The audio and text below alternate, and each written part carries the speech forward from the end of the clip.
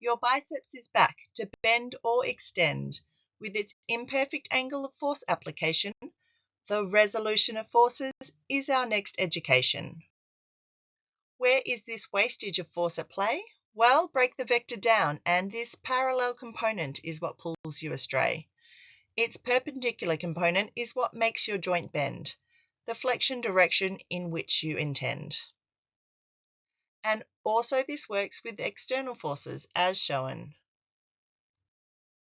So parallel and perpendicular parts will pull starting from the same point of application as the force, as far as the force magnitude, and in the same general direction. Now we know their magnitude, direction, and with the same point of application, the parallel component will cause joint compression. Bone shape matters, so this must be radius, not this complicated hooker, which compresses on one side but distracts on the other. Perpendicular component coordinates the flexion torque. But with a slight bit of give in most joints, some subtle shear, a slight superior translation. Different muscles will contribute contrasting capacities.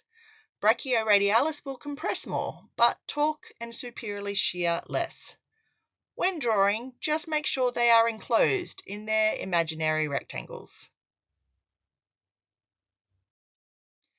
With this external force, parallel pulls into joint distraction, whilst perpendicular provides most joint extension, with a petite posterior translation. Now, I apologise, but I've led you astray. I need full extension, if I may.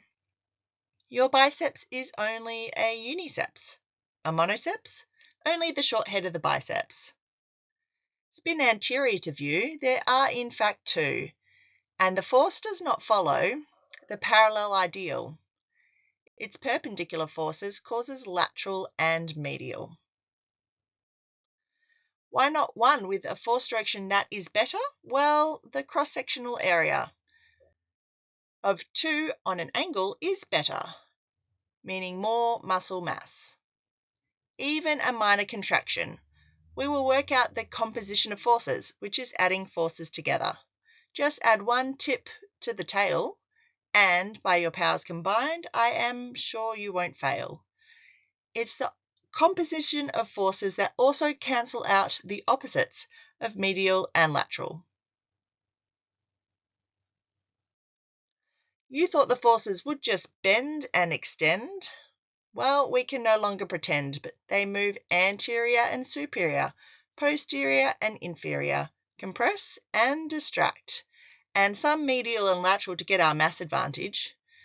Add moment arms, and what a vivid and versatile variety of vibrant vectors.